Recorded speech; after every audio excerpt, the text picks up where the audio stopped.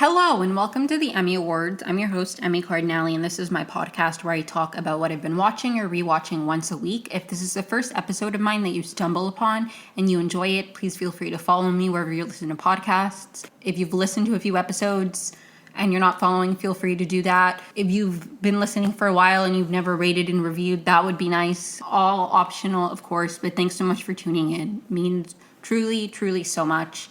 Love this podcast. It brings me so much joy. I swear to God, every week I do a disclaimer, but my goal is to have episodes out on Wednesdays, but unfortunately I'm recording this Wednesday evening, so probably this episode will be out Thursday. My goal, I don't work Wednesdays, so I'm probably, as soon as I'm done recording, gonna spend the rest of the night editing this. So it should be out tomorrow morning. I'll probably go to bed and have it scheduled for 9 a.m. Pacific. So it'll be out early in the morning. That's early for me. That's noon Eastern, but that's early for when my podcast typically releases. So that's the goal for this episode. Hopefully next week I'll have an episode out on Wednesday. I genuinely, I'm not feeling super well, physically. So it took me longer because I could not watch television. I couldn't rewatch and take notes because my head hurt so much, I just couldn't pay attention to things. I'm really not feeling the best physically, so that's why I'm a little delayed in recording. And hopefully once I get it recording, the editing shouldn't take me too long. I've gotten fairly good at getting into a rhythm with editing where it's really the prep that takes me more time. But as the title suggests, I will be recapping the Traitors finale. I'm going to share my brief thoughts on the reunion. I'm not recapping the reunion, but I have some things I want to mention that I want to talk about that came up at the reunion. And then from there, I'm going to share my thoughts on Yellowjackets Season 3, Episode 5. And I might, if I have time at the end, I want to talk very briefly about The Bachelor, because I have some thoughts about this season that I haven't had time to really dive into because I've been so busy with with other shows. But I think my Traitors recap is honestly going to be shorter than normal. So I'm going to get to it. I'm going to get to it this episode, I swear. It's the last thing I do. Okay, so episode 11, which was the finale of the Traitors, was called The Day of Reckoning is Upon Us. So we pick up where we left off, and I had said in my last episode that what I wanted to happen was that either Brittany voted Danielle or somehow they got Danielle out, and then they also got Brittany, because I thought Brittany was going to banish Ivar, Danielle would stay in the game, and then maybe they would get Danielle out, but Brittany would be in the end and Brittany would win, and I really didn't want that to happen. I just genuinely did not see a path forward, and I stand by this. I do still think that if Brittany hadn't banished Danielle here, Danielle wouldn't have won anyway, and then I just didn't want Brittany to win. Nothing against her, but she just didn't. I do not think that if you are a traitor for one murder, you deserve to win as a traitor and take the money from everybody else.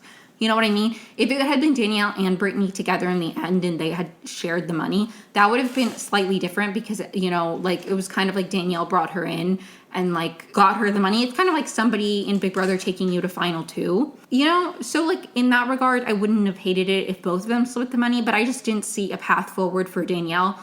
She had too much suspicion on her. I think she would have gotten out anyway. So I wanted the faithful to win.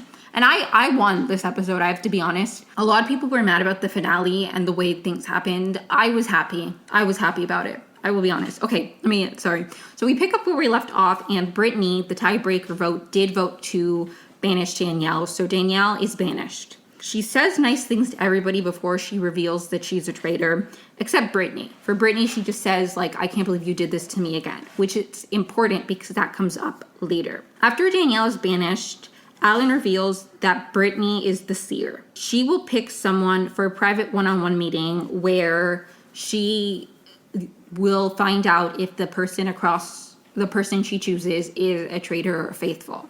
So we know Brittany's a traitor, so this is an interesting game mechanic, and it is especially interesting because Brittany's as a traitor, you can go two ways. You can frame somebody, or you can there are different strategies to how you can go about this. Dylan is beginning to suspect Brittany because of Danielle's speech when she exited. So she kind of, and I don't know if she meant to do this, and I don't really, if this was a question at the reunion, I simply missed it, but I would have asked trust Danielle, if that, like, to Brittany at the end was like a way to get her out later, because it's not uncommon for a traitor as they're leaving to throw another traitor under the bus to kind of like sink them as they're leaving. I wonder if that was somewhat intentional or if that was just purely emotional. She was upset. Like, did she genuinely be like, Brittany doesn't deserve to win, I'm gonna throw her under the bus? I don't know. I will say Brittany didn't really do herself any favors. She was just, and I understand that there's like the history of their relationship, but I feel like she should have been a little bit more relieved and happy, because a faithful probably would be, even if you feel betrayed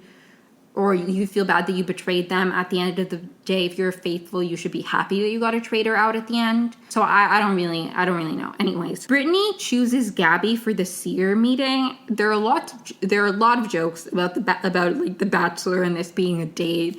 And I loved that. Like, oh, there, where are the roses? I really loved that. I'm a Bachelor Nation person, so I was happy that Gabby got more screen time. Gabby was an important player. And I will say I was a little bit worried because Dylan, while they're in their meeting, we see the remaining three faithful talk about like what could happen. And Dylan very much is like, if Brittany says that Gabby is a traitor, then we get both of them out because there's suspicion on both of them.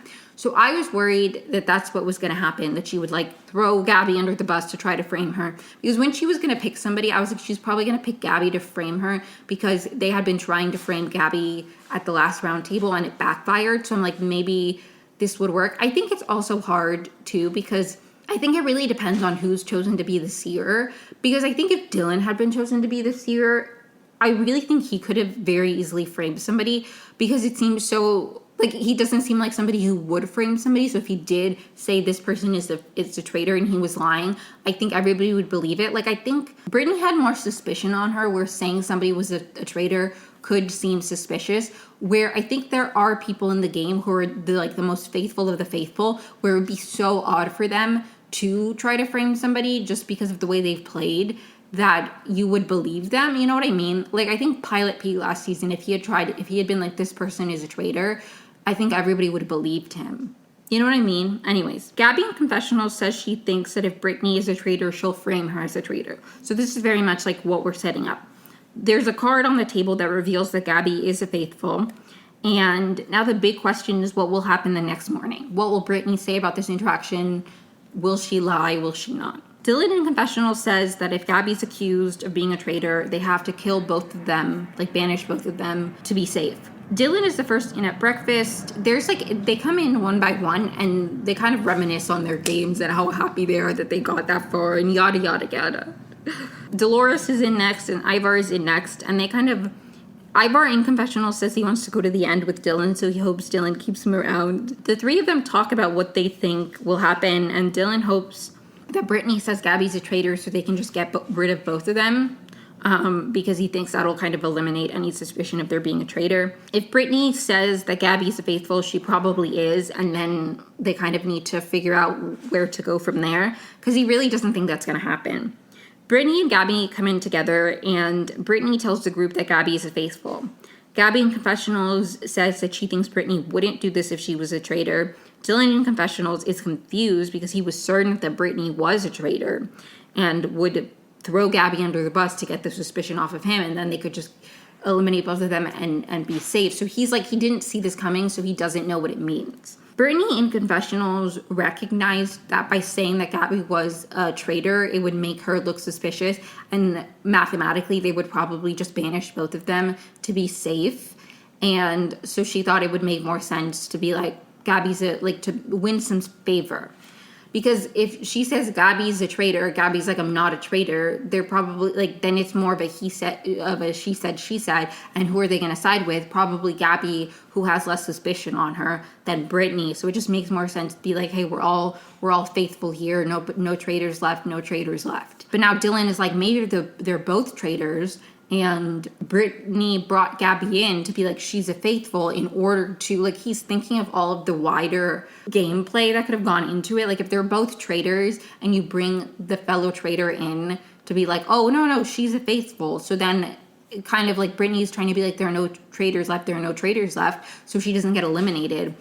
Dylan's thinking of a scenario where they're both traitors, and Brittany brought Gabby in specifically to keep both of them safe by being like, there's no traitors left. You know what I mean? So it's like he's thinking about all of the possible scenarios that could lead to this, right? It's the last competition, the last challenge today, and then there's a final round table. And after that final round table, they go to the final fire. At this round table, they will not find out if the person they ban is just a faithful or a traitor. Danielle was the last person they found out before the finale. Dylan is really confused. He thinks maybe they're both traitors. He's going through all the scenarios. Dolores gets brought up very, very briefly as like a potential suspect of a traitor, I think by Ivar, but that doesn't really go anywhere, but it is like a minor thing that's brought up. Dylan and Brittany then have a tense conversation, and she can sense that he's suspicious of her. In confessionals, he says that his strategy is to get her out at the round table. And then from there, they can decide at the final fire if there's like more people to get out. Brittany tells Gabby then, like Brittany and Gabby then have a conversation, and Brittany's throwing Dylan under the bus, saying he's acting weird, saying, I don't know if he's a traitor, but he's acting weird. The final competition is like a scavenger hunt type thing. They like go through the hills they go through like the woods, the nature, and there are like hints that then lead them to it's a scavenger hunt. It's not that complicated. And then they collect money as they go. Then they get to like these really beautiful cars that each one of them is in their own car. There's a driver. They are not driving their cars, but and they drive the cars back to the castle. They collect all the money. They drive the cars back to the castle. And Ellen then reveals that they have the opportunity to double their bags of money by throwing them from the helicopter into a ring of fire. However, they will not be doing it from inside the helicopter, but instead hanging below the helicopter. So they pair up in duos, except one, because there's 5 people left. So Ivar is just by himself, and they try to throw the money into the ring of the fire. I will be honest, I did not write down who doubled their money. I know Dylan and Gabby, they were together. They doubled some money. I don't think they did all of it. I don't think Ivar doubled any money. I don't know if Dolores and Brittany doubled any. They did manage to double some of the money.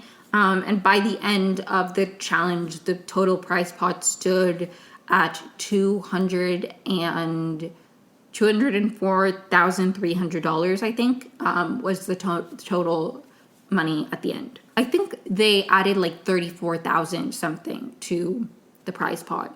So that's around how much they got, that they doubled. Sorry that I didn't write down the exact amount. After the challenge, Brittany is very much like going hard on the Dylan is a suspect train leading up to the round table. She's trying to convince people that Dylan will go after her. At the round table, Dylan accuses Brittany. Brittany accuses Dylan back.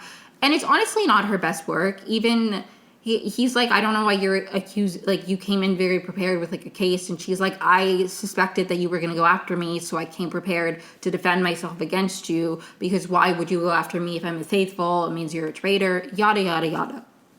I really did not buy at all in this round table that I really at this point was like, they're going to banish Brittany. It makes no sense. If they're smart, they banish Brittany here, because you don't get punished at all if you banish a faithful, but you do lose all the money if you don't banish a traitor. So it's just better safe than sorry, and smart gameplay. You have to banish somebody at the final round table. You can't be like, no, like you can't decide to end the game there. It's not like the fire where up to 4 people can win. Like if you're there at the final round table, you need to banish somebody. And why not banish Brittany, who has some suspicion on her, versus Dylan, who is like a Hail Mary person that Brittany is throwing out in defense of herself because she is a suspect. Like, it makes no sense in this scenario to not banish Brittany, because you have to banish somebody. So like, you're gonna banish Dylan? No, you're gonna banish Brittany. I really, at this point, like, she did the best she could, but I really did not think that she was going to make it through this round table. My only question, honestly, for the end of this episode, after Danielle got banished, I was like, there were a few moments where I did think maybe Brittany would make it through. Like, I was like, maybe the seer power will save her. Like, it was a smart move on her part to not throw Gabby under the bus, because I think it bought her a little bit if she hadn't had any level of suspicion on her, I do think it could have like helped her. I think there were just too many things working against her.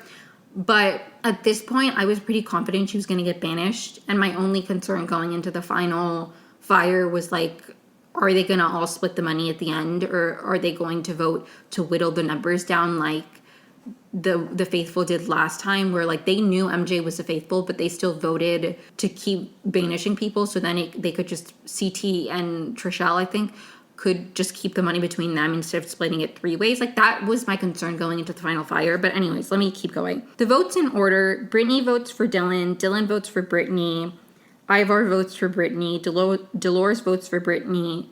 Brittany has now been banished, and Gabby's the final vote, and she voted for Brittany as well. She's banished, but she can't reveal if she's a traitor or a faithful or not. Then we go into the final fire, and like leading up to the final fire, we see Alan have a conversation with each of the finalists, parallel to the conversations he had when he was like before they decided the traitors, where we see Alan have these like conversations with the contestants and then them saying they want to be a traitor or faithful. And this is kind of like about if they trust people or not. Like, there's very much a lot of buildup of like people still don't trust each other.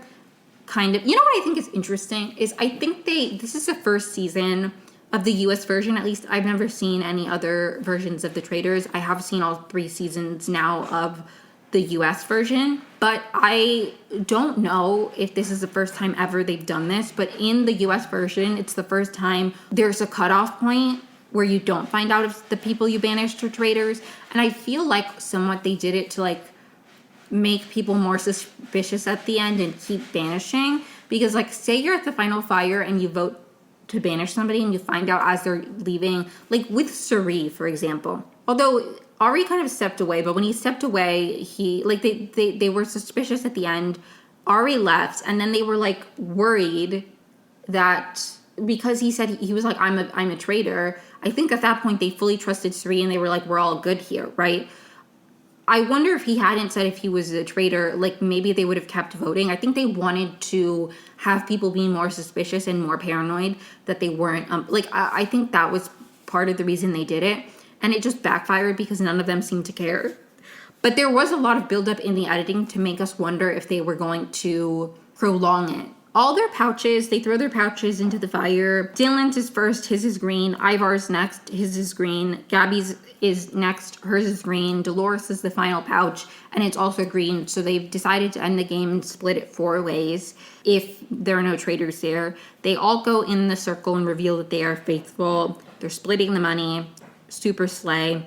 And they also find out then that Brittany is a traitor, so they got the last traitor out. I was super happy. I really wanted Gabby to win. A lot of people were upset about the finale because is it somewhat annoying to see the faithful win? Maybe. Does Ivar like not really deserve the money? Dolores also like didn't vote super well. Maybe, but it's like the reality is like maybe this is just me, but I unfortunately think this was my ideal outcome, to be honest, because I did not see a way, and I'm not trying to doubt her because I think she's a wonderful player, and she's, at least in the US version, the traitor to last the most roundtables without, like, before being banished. I think. I don't know, maybe they had less roundtables in season 1, because I feel like Suri, if they had the same amount of roundtables, she made it all the way to the end. But, like, I guess maybe without winning. But, like, Danielle is one of the longest-lasting traitors. So, like, she played a good game. I don't think that she wouldn't deserve to win because she played a bad game. I just genuinely did not see a path forward where Danielle would have made it to the end. Like, maybe I'm crazy, but I really did not think that they were going to keep Danielle around. And if they're not going to keep Danielle around, and the only way a traitor would win would be Brittany, I wouldn't be satisfied with that ending. And it's not even because I dislike Brittany. I like Brittany. I would have been happy as a Big Brother fan to have her win. I personally think as a viewer, it's a lot more satisfying to have the faithful win in this way than it would have been if Brittany won at the end. And I just didn't see a path where Danielle was going to win. I'm happy with the outcome, not just because Gabby Windy won, but because I really just didn't think Danielle would have made it through the last round table and then also the final fire, like they would have kept voting. Danielle wouldn't have made it through. So like maybe I'm crazy, but I'm happy with the way it happened. I think it was a very satisfying ending. Would it have been really, really cool and amazing if Danielle won at the end? It would have been. I would have been very happy if Danielle won at the end. I'm also happy with the way it happened. I don't even care that Ivar and Dolores won. Like I think, I don't know. I'm happy with the ending. I really am. I had some brief thoughts I wanted to share about the reunion. Okay, I have to be honest, I do not like that Andy Cohen hosts the reunion. It feels too slanted to the Bravo side. Like, he literally said to Dolores, like, you're the first housewife to win. It's like, Gabby Windy's the first person from the Bachelor franchise to win. But, like, that means nothing to him because he's from the Bravo-verse. And I get it. I get that, like, Peacock, NBC, it's owned by, like, the same people who own Bravo. I get it. It just, I don't like it. I have to be honest. There's just such a difference. As somebody who really likes reality TV and likes a wide range of reality TV, from competition shows like The Traitors to The Housewives and The Vanderpumps, and like, I enjoy those shows as well. I'm not like anti-housewife by any means. I'm not like a purist where I think like competitive reality TV is like superior. I think all of those shows are interesting and require a certain skill. And I think what makes Traitors so interesting is that it brings people with different relationships to reality TV into this game. I think that's one of the most interesting things about the Traitors is the dynamics of like all of these, like the gamers versus the housewives.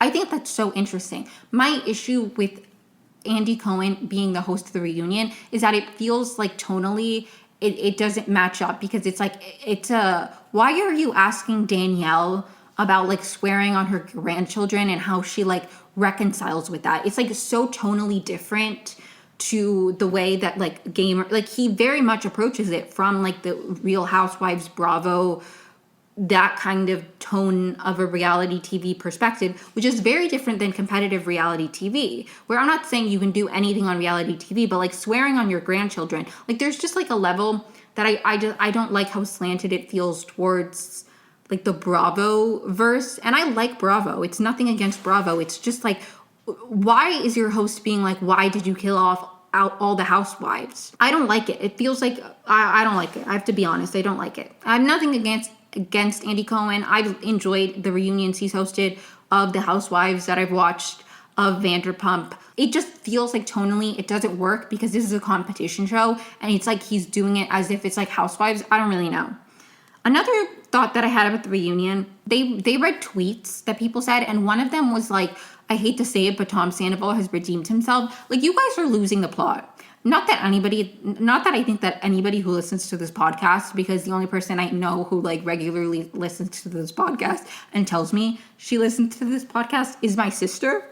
So not that I think any Emmy Awards viewers are feel this way, but I think we can recognize that Tom Sandoval is a very funny character on reality TV without saying he's redeemed himself. Like, and I even, like, the thing is redeeming himself, like, he's irrelevant to me, so, like, he doesn't need to redeem himself, but, like, if somebody does very harmful, problematic things, and they never really take accountability or seem to grow and change from it, are you really, like, they're redeemed, like, they're funny, they're all good now, you like them now because they were funny on reality TV? Like, can we not have some kind of nuance and understanding that, like, just because he was funny on reality TV doesn't mean he's, like, a good person who we should stan now? He's funny on The Traitors. I enjoyed him on The Traitors. I did. I don't think that suddenly, like, redeems him. Because redemption to me feels like it's, like, washing away all of his sins. And I'm not saying that you should always hold him, like, his feet to the fire. Like, I'm not saying you have to hate Tom Sandoval forever because of what he did. It feels like a weird revisionist history where suddenly nothing he ever did, he's redeemed. I don't really think that we should be like, he's all good now if there's no growth, tangible change, accountability, any of that it really doesn't seem like he ever seemed to have. And I'm not super following it, but wasn't he like still in court or something, like with Raquel? Like, let's not redeem Tom Sandoval just because we can be like, he was funny. We can say he was funny. We can appreciate what he brought to the Traitors, and even be like, Like, I'm sure there's a tweet of mine, if you go on my Twitter, of me saying, I hope they kill Sandoval first. In the game, in the context of the game, I do not want Sandoval to die, of course, but like, it's a show where people get killed off. I was like, I hope they kill him first. Am I glad they didn't kill him first? Yes, I am. I have to be honest, I am.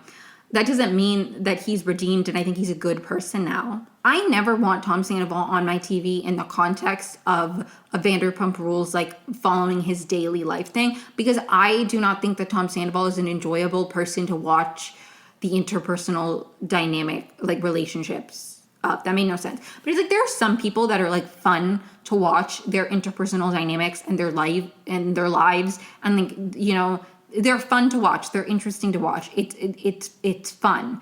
Yes, there's conflict, but it's not like icky to watch. Tom Sandoval, watching his interpersonal relationships was a nightmare. Like, he was so exhausting on that show as like a human being and the way he interacted with people. He was funny on the Traitors because the goal was not to show his interpersonal relationships. You know what I mean? Tonally, very different shows, so he was funny on this show. Like, are there people who I loved on reality TV, like as game players, who were so funny, who were so interesting, who I would probably like really not enjoy watching if it was like a reality TV show about their life and the way Vanderpump is? Yes. There are different tones. It's a different environment, so he was fun on this show, but he's not fun to watch when you're watching him like as a boyfriend, as a life partner, because he clearly is not the best at that.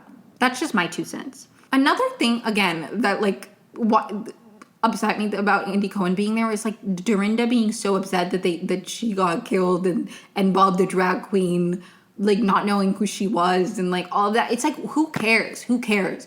I really like, I wish we had like a game, like a host. Maybe they should do 2 hosts. Somebody from like a more game, like a geared to the game, to the gamers, because it's like, what do you mean? It wasn't that deep.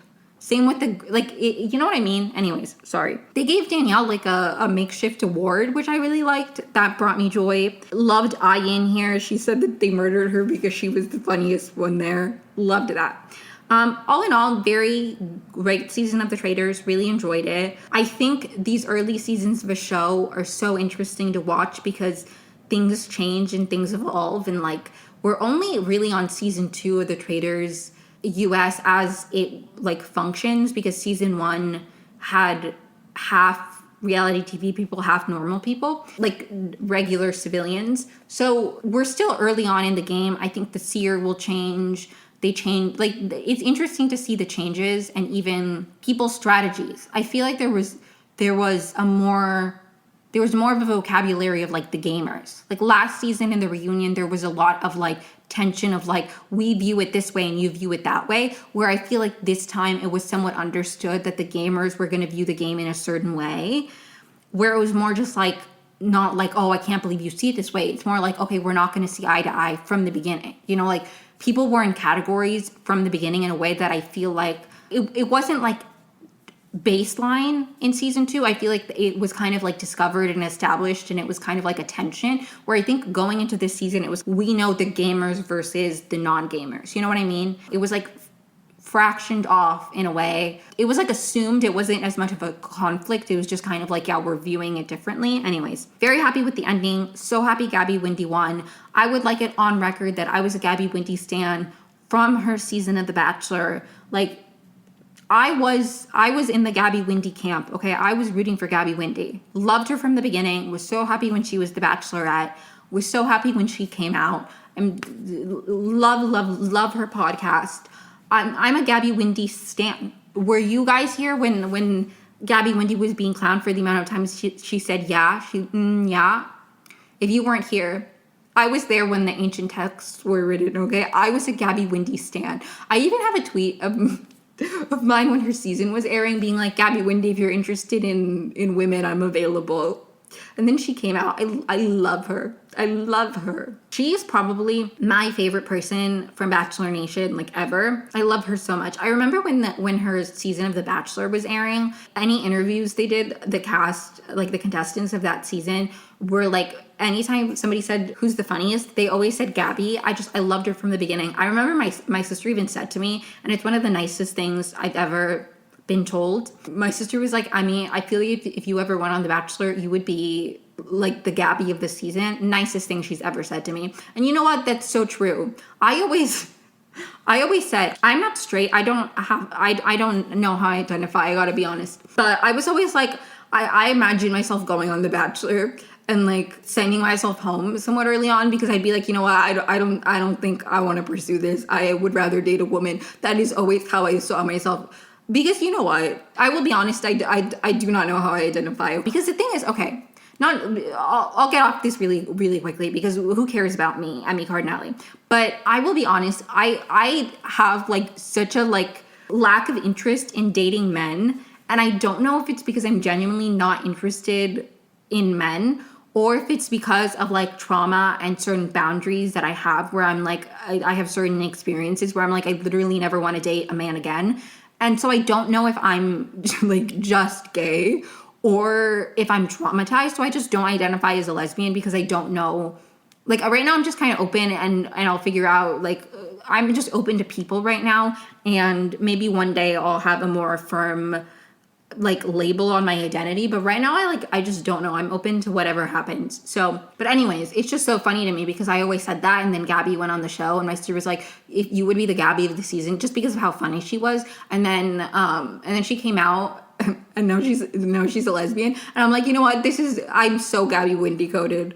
Again, I'm not saying that I identify as a lesbian. I do not know how I identify. I identify as queer with a heavy lean towards women, though I'm really not interested in dating men. But that's just because I don't like men. Like, you know what I mean? It's like, do I not want to be around men because I just don't like men?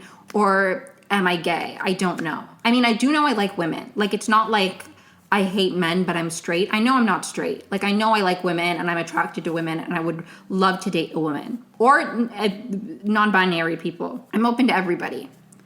Men I'm less open to, just because they piss me the fuck off. You know, I found out, sorry, last tangent, and then I'll move on to Yellowjackets. I found out once that there was like a study that when men say they want a woman with a sense of humor, they mean a woman who finds them funny. Whereas when a woman says they want somebody funny, they mean somebody who makes them laugh. Men want somebody who laughs at their jokes. I don't want to date a man who thinks he's funnier than me. I have to be the funny one in the relationship, okay?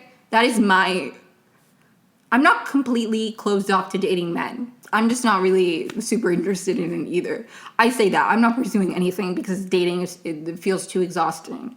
In my ideal world, I'm like friends with somebody, and like we get to know each other on like they like me as a human being. Like, I hate dating apps. Seriously, last tangent, sorry. I hate dating apps because I hate the weird baseline of like it being like romantic from the beginning. I don't like that. I want to know that somebody likes me because they enjoy my personality, and then like it can go from there. And I know that's like never gonna happen because I don't get out of my house, but I really just like do not have the energy to like date somebody, because like the thing is, I find it so confusing when people are like trying to date me from the beginning. It's like, you don't even know me. And I get that. Okay. I mean, move on. Anyways, love Gabby Windy. So happy she won. Dolores, loved her on the season. Dylan Efron, totally deserved. Love an Aquarius king. Ivar probably doesn't need the money, but he was a hoot.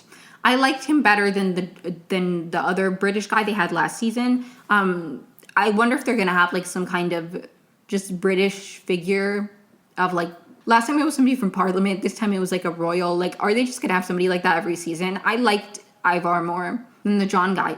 There was nothing wrong with John. Like, I didn't dislike him, but Ivar was funny. I'm happy with the winners. Would I have preferred if it was just like Gabby and Dylan? Maybe. But I'm happy with Dolores winning, and Ivar was funny too. And I love the fact that they all committed to, we're faithful, so we're not going to keep voting out of pure greed to split the money. I like that. It made them seem even more faithful. Like, they really accomplished their mission. They got all of the traitors out. The most faithful that have ever won. Gabby Windy won. Couldn't be happier with the season outcome. I mean, me personally. Okay. So episode 5 of Yellowjackets, I'm going to do the adult timeline first, share my thoughts on that, and then I'll talk about the teen timeline. So Lottie's dead, as we know. We see Misty going to the morgue to confirm that it's Lottie. the Simone Castle we didn't see Simone Castle. We didn't see adult Lottie. She imagined teen Lottie, and then she became teen Misty, which I like when they do this. I have nothing against it, but it did make me kind of sad that like we can't even see Simone Castle. I'm at this point, I know I said last episode that I was like, she's not actually dead. I know she's dead at this point. I've accepted it. As sad as it makes me, I've accepted it. I know Lottie Matthews is gone. Now I'm in the acceptance phase. She's gone. I'm sad about it. It is what it is. But I liked that scene. It made me sad. What more can I say? This episode in the adult timeline, the main crux of the plot, like last episode, it was very much Jeff trying to repair his karma. This episode, it's like that they're trying to figure out what happened to Lottie, right? Lottie's death is a mystery. So Misty takes it upon herself to figure out what happened. She tells the other adult survivors that Lottie is dead, and they don't really believe her. Shauna then accuses her, which I didn't really like. Not like from like because there are issues that I take with like, I didn't like this as like a narrative in the story. Like, why did they write it that way? Versus, I just didn't like that the character did that. I didn't like that Shauna did that. I think it makes sense for her character, and I understand the way that it then facilitated the rest of the dynamics of the episode. Misty is determined to find out what happened for Lottie and also for Natalie, because that's what Natalie would have done for Lottie. I cried. Anyways. Shauna follows Misty. Walter follows Shauna. And then Walter and Shauna team up, and they're like a dynamic duo teamed up together, and Misty's just alone. There's a competition there's a moment that I really want to talk about where eventually Misty goes to the place where Lottie died, and we find out that it was her dad's building, like her dad lives there. We also get background on Lottie's childhood, where she lived there with both her parents, and then her parents got a divorce, and that's when she moved to New Jersey. But her dad stayed in the penthouse. It's interesting to me that we didn't have context that Lottie's parents were divorced, I don't think, before this episode. It always seemed like they were together in the glimpses we got of Lottie's past, but it was also never like explicitly like they're together. It doesn't seem, especially like her dad chartered a plane, it doesn't seem super far off that like her dad is like a distant father. She lives with her mom. None of that seemed too out of the ordinary for me. It didn't seem like, oh, this doesn't make any sense. It wasn't explicit that they were together or anything like that. They clearly weren't like, anyways. So like that wasn't crazy to me. I will say, Lottie dying in the basement of her like childhood building makes the fact that it was like a vision she had in season 1 feel a little bit less like powerful to me. It adds like a layer, but it's like, it's not like she was imagining herself in a place she'd never been where she would then die, which is what I originally thought. It's like when she was imagining this, it was like a place she had connection to. And yes, obviously she died there. So it was like, it's still an important parallel and vision she had. But it's like, it's just interesting too, because I feel like it just makes it seem even less like, oh, some kind of like premonition, and more like, you know, trauma and all of these things. But I don't know. Anyways, Shauna and Walter kind of team up. Misty goes to Lottie's building and finds out that Lottie's been living with her dad. Misty goes to Lottie's dad and goes like up to try to scope out the place. Walter and Shauna are already there, posing as like a Wi-Fi company or something to fix his internet. But there's a moment where Misty is in Lottie's childhood bedroom, and she finds Lottie's phone, but it's been completely wiped. And Walter is like, checkmate, like I got there first, I'll give you the contents. And Misty is kind of like, she says, I can't believe I ever let somebody as despicable as you give Caligula a bath. And it's interesting because I like Walter, and I do understand why he would think that Misty would like a challenge. But I really think there's like a deep misunderstanding of Misty here and the connection she had and has to these women who she went through this traumatic experience with. Because it's like, while I do think Misty wants to find out what happened to Lottie, I think this isn't a citizen detective like case that she's solving purely out of the curiosity that Walter is kind of trying to fuel and like get her. It's not the same kind of thing. I think he's missing the deep personal implications for Misty of this case. And so he's kind of the tone he's approaching this with, I think, is lacking a little bit of that like compassion and understanding that while yes, this is a case that Misty wants to solve because she is a curious person who wants to solve cases, it's also a very deeply personal, like, she's grieving somebody. She just lost another friend. Lottie and Natalie died like 6 weeks apart from each other. Like, Misty hasn't gotten like a break in like a lot's changing in her life. Like, I don't know. That made me really sad for Misty. And I like, the thing is, I get that Walter is trying to do this because he thinks that'll be like more fun and challenging for Misty. I think that, like, I don't know. Van and Ty's reaction to Lottie being dead is interesting. Van is really like, can't believe it. Like, honestly, me too, Van. Van's like, no, she can't be dead. She's Lottie. Me when I saw her dead at those stairs, I was like, it's fake. Ty is really not having like a very deep reaction to Lottie being dead. Dan is suspicious of Ty though. She's like, where were you yesterday? You took an awfully long time to get to the park. We also see Sammy and Simone meet up with Ty, and she brings Van. Like, Van's there. It's so weird. And Sammy immediately clocks that it is not Ty, that it's other Ty. And you can tell, because Sammy's always known.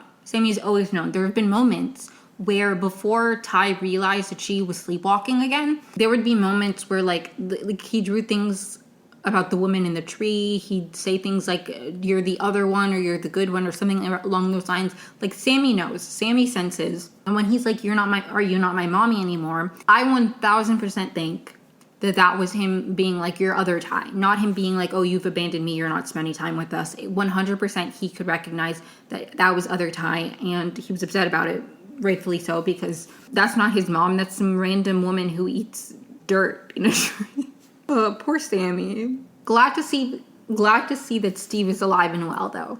So happy that Steve was there and he's alive and well. Another important or interesting moment from the Walter, Shauna, Misty dynamic. Walter like proposes. He like offers Shauna a piece of some of his DNA. She doesn't take that. He takes some of her DNA off of like the hat she was wearing, because they were wearing these fake costumes of like they work at a Wi-Fi place or whatever, like tech support. And so he took her DNA. He'll probably test her. I don't think that Shauna killed her. I don't think Shauna killed Lottie, so I don't think that'll like really do anything. But, and a really interesting scene, and probably like my favorite of the episode in terms of the adult timeline, is at some point Shauna's in Lottie's room, and Lottie's dad comes in and he pictures Shauna as Lottie. Now, some people were like, oh, pre-crash Lottie, post-crash Lottie. That's not my interpretation of the scene and what I think is right. Like, I'm like, my interpretation, I think that's just what happened. That's not like a real conversation that happened. Lottie's dad was talking to Shauna as if Shauna was Lottie. So he was imagining her as Lottie. Maybe it was reminiscent of conversations they'd had in the past, but I don't think it was like a flashback. I think it was Shauna responding to him as if she was Lottie, because he was imagining her as Lottie. So it's not post Lottie, or it's like it's like the way her dad remembered her. But it was really beautiful and really sad, and I really liked that Shauna did that.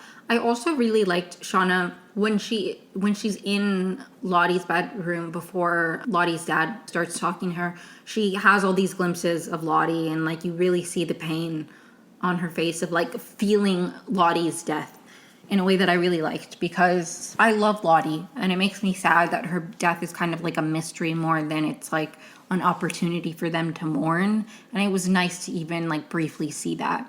But that's all I have to say about the adult timeline. If I think of anything else that I forgot to mention, I'll bring it up later. But moving on to the teen timeline. So the main question is like, what will happen to Coach Ben, right? Coach Ben is like still in jail, their little makeshift jail with the goats. One of the goats he's like an orphan now. He mentions that the goat probably isn't weaned. We also find out that Ben's mom fostered kittens, and I did soften up to Ben a little bit because of this fact, because if you don't know me, I foster kittens, and as soon as he said, oh, she isn't weaned, I was like, I immediately I thought of kittens, because I foster kittens, and sometimes they're weaned, you know. I've never fostered bottle babies, but I have gotten kittens that are like freshly weaned or still weaning, so you mix some formula into their food because they're still teeny tiny. So like that was the first thing I thought of. And then when he said weaned, he was like, my mom fostered kittens. I love that of Ben's mom. But basically they're trying to figure out what they're going to do with him, because they've decided he's going to die, but they're like, how will he die, right? So Shauna wants to burn him because that's what he wanted to do to them. Natalie is like, that's torture, okay? We're not going to burn him alive. So then they settle on a firing squad, and they will decide with the cards the same way they pick everything. Natalie's like, the same way it'll be the queen, but then Van is like, it should be the king of hearts, because that's the suicide king, whatever the fuck that means. Is that like a poker thing? I don't know anything about what cards mean. Interesting cards that people get. Lottie gets a 5, I don't remember of what, and that was her jersey number. Shauna gets a 9, which is Jackie's jersey number. And then Ty gets the King of Hearts, so Ty has to kill him. And Ty really doesn't want to. She's like practicing missing the shot really in her head. And Van is like, what if you don't have to do it? What if we get other Ty to do it? She doesn't say other Ty, but she's like, you know, when you sleepwalk, there's like other version, like we can bring out that other version of you. Something along those lines, right? An interesting comment. When she's practicing to her shooting ability, Ty says, what if I miss and hit his other leg? And then Van says, then he'll really want to die. That's important for something I want to bring up later. But basically the whole Van and Ty are trying to figure out a way to get other Ty out, right? So Van suggests that they have sex to get other Ty out. And while this was a very like love the gay sex scenes, truly, it was a weird suggestion to me, because maybe one, like, it feels inaccurate. Like maybe it was just meant to be like was she really serious, or did she just want to have sex with Ty? I don't know, because maybe I'm wrong, but like that doesn't feel true. Like the only times we've seen other Ty come out in relation to sexy time. What did I say? Like that in relation to them like having sex was like at night, so it wasn't even like the sex triggered it. Like it wasn't like, oh, Ty, like, you know, was very very aroused and that like got her into that other state. That's not what happened. She was just asleep, and you know what I mean? Am I wrong? But also it's a little weird. Like I found it a little odd. I found it a little odd to be like, there's this other version of you, right? It's like, they don't say it's a dissociative state, but it kind of like, it's, you know, she's not present. So it's like, you want to kind of like render her unconscious by having like sex with her. Feels weird. It doesn't work. They have sex, but it doesn't, she doesn't like, again, it's not, because it doesn't feel connected to me. Love him getting it on, but it does not get other Ty out. After they've had sex though, they hear like one of their traps, and it's a bunny, and this scene made me sad because they're killing a bunny. But like they talk about the wilderness needing blood, so then they kill the bunny and use like mindfulness techniques. Like Lottie's, like the whole thing of like Lottie's a cult leader. It's like I did those kind of mindfulness techniques all the time in like group therapy, where it'd be like we'd watch a video or something, or like we would do something, and then we had to like describe, we had to like pay attention to like our feelings and the sounds around us and like the way our body was reacting to things. Like it's just about mindfulness. Obviously it's a cult-y thing in the wilderness, but like anyways, so she kind of does that where she's like, she talks about the bunny and feeling it like die basically in a way that I thought that scene was really interesting. But that's all I have to say about it, because it will make me sad. The next thing I want to mention is Melissa and Shauna and their dynamic. So Melissa brings Shauna like a gift. It's like I don't know what the word for that is, but it's like a place to keep her knife sheath. That's not it. Something like that, though. Like a place, like a knife cover. I don't know. Anyways, she brings her that gift, which was very nice of her. And then Shauna's like, why do you even like me? And she's like, you say that like there's nothing about you to like. Like, yes, Jackie kind of was mean to you and Jeff treated you like you were a secret. But like, I like that you've embraced the less than good parts of yourself out here or something along those lines. And it's like, it's a nice moment. Okay? I know last episode I was really anti-Melissa, and I'm not even like, I saw a tweet that was like, why are people so mad? Like, why do people hate Melissa suddenly? Like, what has she done?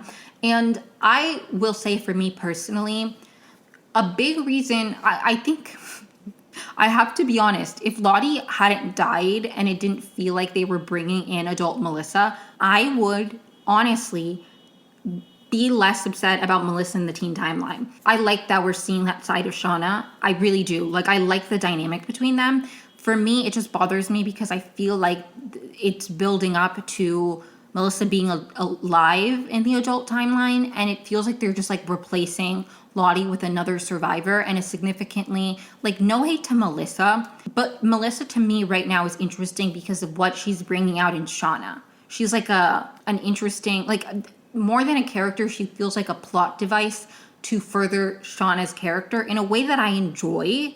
I'm not against it. It just bothers me because and maybe I shouldn't connect the two, but I'm like, if they're bringing in another adult survivor and it's Melissa, I'm going to be annoyed at that. Like, I just am. I'm sorry. I like Shauna. I really like Shauna's storylines. I find them really interesting. But there's a lot there already with Shauna. We don't need to bring in her ex-girlfriend to further adult Shauna's storyline. I don't like it. Like, I don't like it. I'll have to see how it happens. But, like, that's the biggest reason that I'm hesitant of Melissa. Because I said this in my last episode, but one of the most interesting things about Yellowjackets is that it's not just about the survival situation. We get an adult counterpart for many of the girls. And I don't like that they're killing off the adult counterparts, because the fascinating thing of the show is seeing the parallels and the way the trauma has impacted them all these years later. And it would just really, really be frustrating to me as somebody who was a big fan of Lottie for them to kill her off and then bring in, and I really don't mean, maybe this sounds mean, but Melissa feels like Shauna's sidekick. And I don't want them to kill off Lottie, who's a character who's really interesting in her own right. Again, and I'm not saying Melissa can't be, but like right now she's there to further Shauna's story. And it's like, anyways, that's why I don't like Melissa. I do actually find their dynamic in the teen timeline interesting. It's really interesting. I like seeing Shauna's relationship to like romance and obviously this isn't like a romance for the ages. It's very much intertwined with like violence and like trauma and like they're obviously, but we haven't seen Shauna in any kind of like relationship in any capacity besides the one with Jeff, the homoerotic tension with Jackie that the people point out. Like I like seeing the side of Shauna. I do. I think it's giving an interesting arc for Shauna. I really do. I enjoy that. I'm just annoyed that it feels like if Hilary Swank is not Melissa, then when I rewatch this season, I will honestly, I think, soften a little bit to teen Melissa. I'm really mad at the idea of Melissa being the final survivor. That's my truth. I'm sorry. Melissa's like not interesting. There's so like Akilah is such an interesting character in her own right. Like not even like there's obviously a lot of really interesting Akilah scenes so far this season with other people and like the role she's playing with Lottie's Colt and like the Lottie Travis Akilah dynamic is obviously really interesting, which I'll get to in a second. But Akilah's a really interesting character in her own right, and Melissa has just kind of been like a side character with not a ton of stuff fleshed out about her, and it would be annoying to me if they killed off Lottie, such an interesting character. Like right now it feels like Lottie in the adult timeline is being used as a plot device, and that just upsets me as somebody who really likes her character. And so it bothers me that we're maybe losing, there was more story there to tell, and it's like, what, for Melissa? And again, maybe I'm jumping ahead of myself. I don't hate the Shauna Melissa dynamic and what it means for Shauna in the teen timeline. I really don't. I'm just a little salty because I'm like, why are we seeing so much of Melissa when they just killed off Lottie. Like, I will admit that a lot of my reactions to Melissa are in the wider context of the like conflicted feelings I'm having about the season, more so than it is about like what Melissa and Shauna are really, the content themselves that they're giving me. Moving on. So they've decided that Ben's gonna be killed. Misty gives Coach like a last supper, and this scene broke my heart when Misty was really sad about Coach dying and how she didn't do enough. I love Misty. Like, I really don't hate many of the characters, because even when I don't like them, I feel like they're interesting characters that help move the plot along. Like, even, I have to be honest, Van is not my cup of tea. In the teen timeline, she pisses me off. I'll be honest. But I like Van as a character. I do. I just, like, I'm annoyed by her more than I am by other characters. So I understand why people are like, Lottie pisses them off. Like, they just don't vibe with her, and that's fair to me. It just, I feel like people are very extreme, where even if, like, Van is not a character that I personally, she pisses me off a lot. But I don't, like, hate her or think she's evil in the way that a lot of people, like, end up, like, really moralizing the characters that they just don't vibe with. Anyways, but Misty, I love her. Adult Misty, teen Misty, I have a soft spot for Misty. She destroyed the black box, okay? You're welcome from Misty. Without her, we wouldn't have a show. Anyways, I love Misty. That made me really sad. And I was really, for a second, I was like, aw, Coach Ben. Maybe I'll tear up a little bit when you die. Like, last episode, I was like, kill him. And this episode, I was like, aw, maybe he deserves to live a little bit longer. Okay, the next thing I'm going to talk about is Lottie, Akilah, Travis, and the cave and everything, because this is super important. So throughout the episode, Lottie is like kind of preparing Akilah to go to the caves. Travis is a little bit hesitant. They go to the cave, right? When they're going into the cave, Akilah's like, isn't this kind of stupid? Like, we're just getting high off of the gas and like seeing things. And Lottie says, I think it's like a conduit. It's like the Oracle of Delphi. And I was like, oh my God, I've said this before. I'm on record somewhere. Maybe I never like wrote it down on Twitter. But I'm like, Lottie Matthews, if she had grown up in the 2000s, like when I did, I'm like, she would have been a Percy Jackson kid, and I just know it. Like, I just know she would have read Percy Jackson and been like, this is so relatable to me. And when she mentioned the Oracle of Delphi, I was like, oh my God, it's so true. She's the daughter of Apollo. Apollo himself bestowed the prophecy, bestowed the power of the prophecy on Lottie Matthews. But anyways, Akilah goes into the cave. Travis has a bad feeling about it. She passes out. It seems like she's gonna die. Travis is like, we shouldn't have done this. She comes to. Akilah lives. And I think this is a really important, I very much always try to take the information we learn as the teen timeline progresses and like connect it to little points and moments that we got of the adult timeline, even from like season 1, or maybe it was season 2 when they revealed, it was season 2 when they revealed, like Lottie revealed that Travis like wanted to like get as close to death as he could so he could connect to the wilderness. This is like another example of somebody in the teen timeline like getting close to death and connecting to the wilderness. So that was important to me, because I'm like, okay, all of these are like data points that I'm building that fit the general narrative of like Travis's death, all of those things. So like that was really interesting to me. But then Akilah, the dream she had was that she was on a cliff, and then she looked down and she was on Coach Ben. He was like his body was huge. We see it. We see Coach Ben as a bridge, and then in the distance, she like sees, it looks like city lights. It seems like New York, right? And she says she felt hopeful. So Lottie takes this to mean that he is the bridge home. He's the bridge home. It's now time for Ben's execution. They kidnap him from the little goat jail where he is. He's there. They're getting ready to shoot him. He like pleads for them. He like begs them. He's like, please don't kill me. They cover his head so they don't have to look at his face. Natalie puts the necklace on him, and she's like having a hard time looking him in the eye. And he says, you're going to have to look me in the eye, which parallels when she said that to Shauna, when Shauna was like going to kill her before she ran, and then Javi died instead in her place. Anyways, Coach, that's an interesting thing. He like pleads for his life. They cover his head. As Ty is ready to shoot him, other Ty takes over. Van notices that his other tie interesting. And the adult timeline, Van seems to not notice at all when it's other tie. Sammy can. But anyways, Lottie, Travis, and Akilah arrive. Travis pushes Ben to the ground. The shot goes off, but it doesn't hit him. And Lottie's like, you can't kill him yet. He's our bridge home. He's our bridge home. He has meaning. So he's not dead. They're not killing him yet. He's back in the goat jail. And the episode ends with Melissa and Shauna go to the little goat jail. And he's like, Lottie said you couldn't kill me. So Shauna gives her knife to Melissa and is like, you do it. And Melissa's like, I can't do it. And she's like, she says the same thing that Melissa said to her about like embracing the parts of yourself that aren't all good or whatever.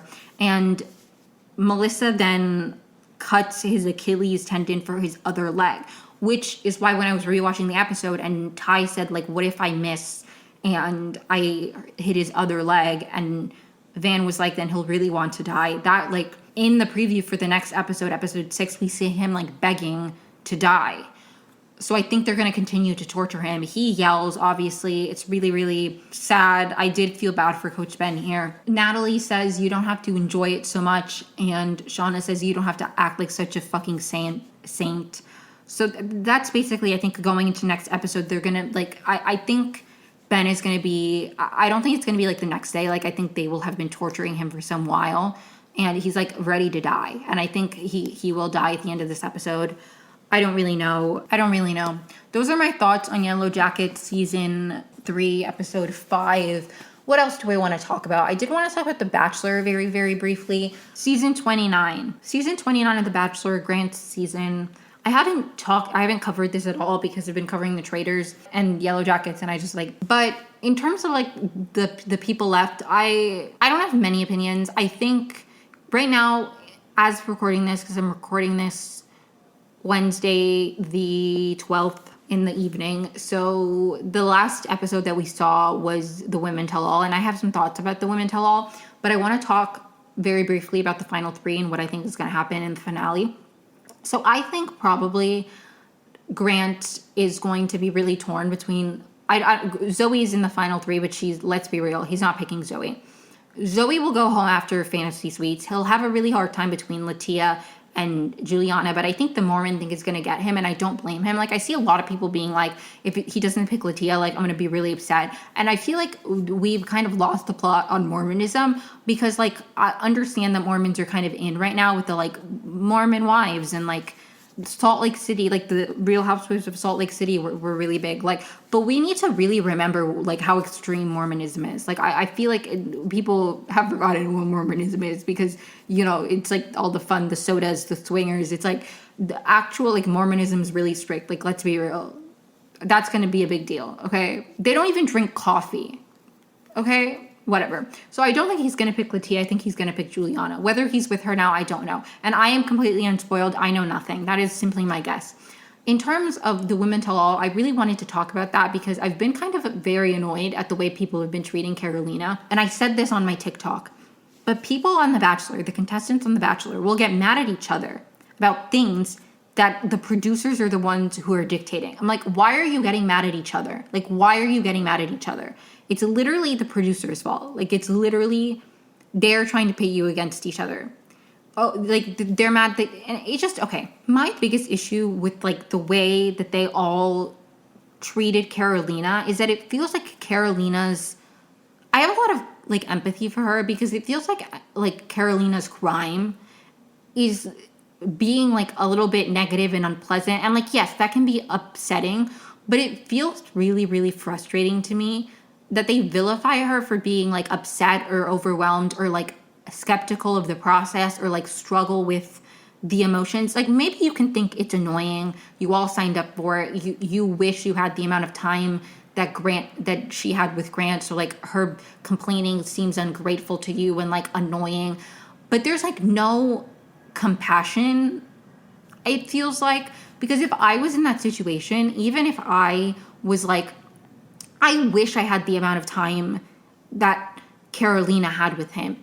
There's a level of like, yes, that is annoying, but also her feelings are completely valid. Like, I don't know. in college, I struggled a lot academically. It would be difficult sometimes if I knew people who were upset, like if people were upset and they were like, I'm upset that I got a B in that I didn't get straight A's because I really wanted to get straight A's. I would have a moment in my brain where I'm like, I wish that was the struggle that I was having. Like, I wish that I got a B. Like, I'm barely passing my classes with my full course load and no accommodations.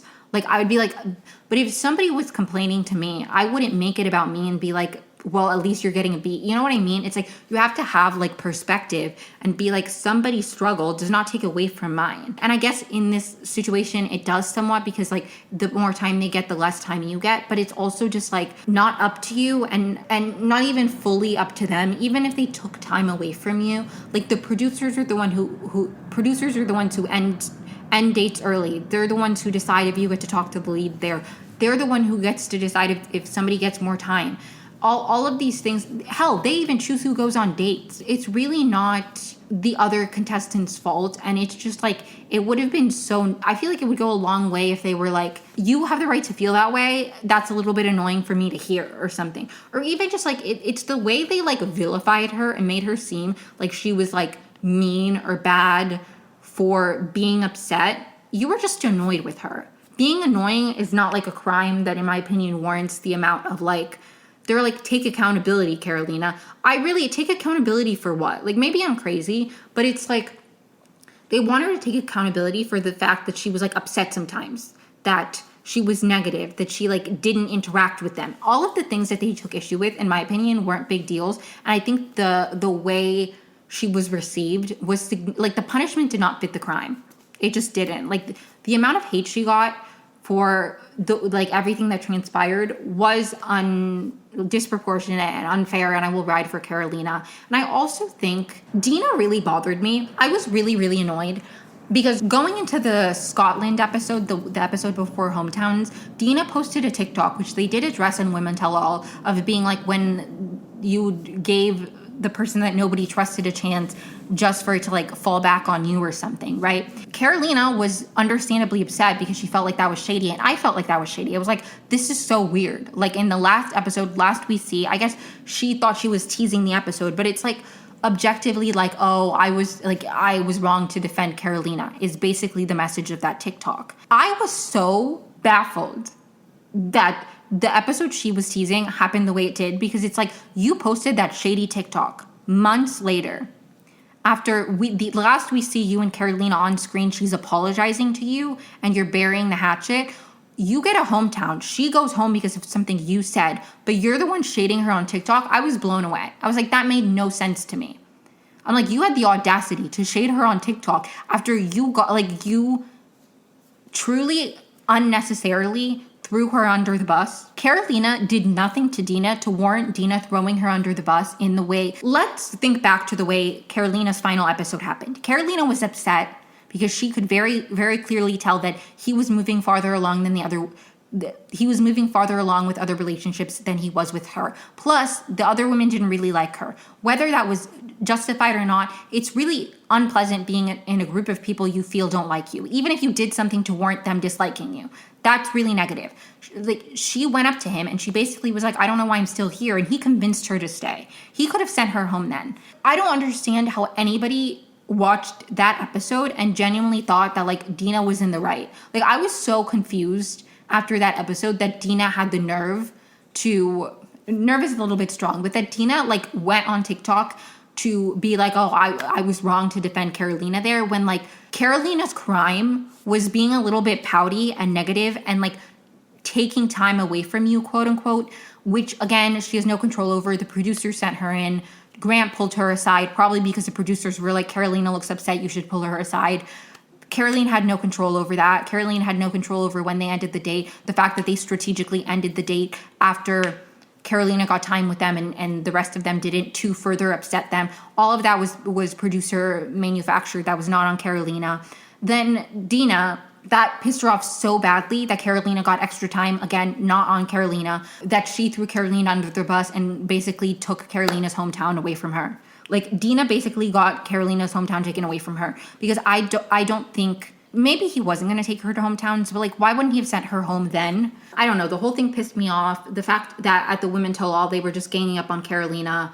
The fact that Ally Jo had to like chime in and be like, you never spoke to me, as if that warrants the amount of like ganging up on her that they got. Like, nobody brought up the fact that it was kind of shady of Rose to bring that up. Whatever. I'm Team Carolina. I feel like they were unfair to her. At the end of the day, if you are getting mad at a fellow contestant because they took more time away from you guys, instead of realizing that that is not something that falls squarely on their shoulders, and that to you, like, if that, what Carolina did at that group date, which was be a little bit upset, like be in a bad mood, if you will, quote unquote, and then get more time with Grant, because Grant pulled her aside, again, probably because the producers were like, Carolina looks upset, you should pull her aside. If you think that warrants what Dina did, then to me, like, we are not going to see eye to eye, because I think Dina escalated the situation to a level it did not need to go to, in a way that, in my opinion, is way more egregious and requires more accountability taking than anything Carolina did. But that's just my opinion, and Team Carolina for the win.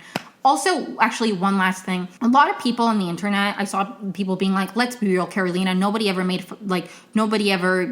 was mean to you about your epilepsy. Like, that genuinely was not an unbelievable story to me. Knowing people in my life who are chronically ill, who are disabled, it's genuinely not that far-fetched that people are really not kind and compassionate, and treat you like you're a burden.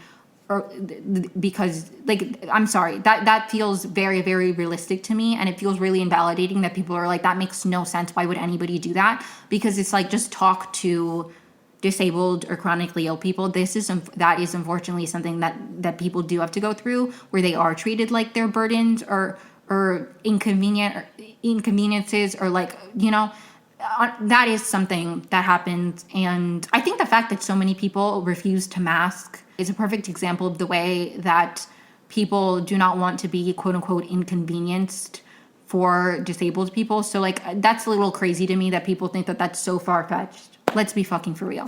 And anyways, that's all I have to say. Thank you so much for tuning in. I'll be back next week for my thoughts on Yellowjackets season 3, episode 6, and maybe some more thoughts on The Bachelor. Like, maybe I'll share my thoughts on Fantasy Suites, since the Yellowjackets episode is the only thing I have to talk about. Maybe I'll share my thoughts on something else. I think I might be doing a deep dive on School Spirits season 2. I'll figure it out. If I have some downtime, I'll start preparing that, and whenever I'll do 2 episodes a week. Maybe next week if the Yellowjackets, maybe next week if my regular episode's short, that'll save me some time. So instead of finding something else to talk about to fill the rest of the episode, I'll just do a second long episode recapping, deep diving into School Spirit season 2. Maybe that's what I'll do. I'll figure it out. But thanks so much for tuning in. It means a lot. Hope you have a great week. You'll hear from me next week, sometime Wednesday or Thursday. My goal is Wednesday, but like, this episode's going to be out Thursday, so probably maybe even Thursday. Who knows? But thanks so much for tuning in. It means a lot. Have a great week. You'll hear from me soon.